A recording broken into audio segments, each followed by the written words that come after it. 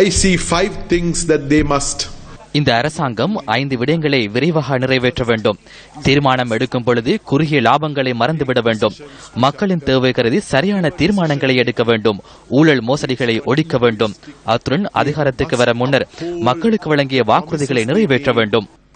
தற்போதைய அரசாங்கத்தின் சில செயற்பாடுகள் நல்லாட்சியின் கோட்பாட்டையும் நிர்வாகத்தையும் வீழ்ச்சியடைய செய்வதற்கு ஏதுவாக உள்ளமை புலப்படுகின்றது. இதன் பாதிப்பு 5 பிரதான துறைகளின் முறையற்ற பயணத்துக்கு காரணமாக அமைந்துள்ளது. தவறான தீர்மானங்களை எடுத்தல், ஊழல், முறையற்ற நிர்வாகம், பொறுப்பற்ற தன்மை, மக்களின் ஆணையை மீறுதல். அரசாங்கத்தின் தவறான தீர்மானம் நாட்டின் முறையற்ற பயணத்துக்கு ஏதுவாக அமைவதை எடுத்துக்காட்டும் அண்மைய உதாரணமாக மத்தள சர்வதேச விமான நிலையம் விளங்குகின்றது. 2013 ஆண்டு மார்ச் மாதம் மத்தள விமான நிலையம் உத்தியோகபூர்வமாக திறந்து வைக்கப்பட்டது.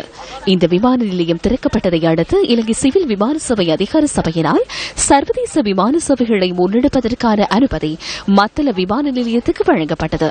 ICAO எனப்படும் சர்வதேச சிவில் விமான சேவை அமைப்பு மத்தள விமான நிலையத்தில் முன்னெடுத்த ஆய்வின் பின்னர் வழங்கிய சான்றிதழுக்கு அமைய இதற்கான அனுமதி வழங்கப்பட்டது. நல்லாட்சி அரசாங்கத்துக்கு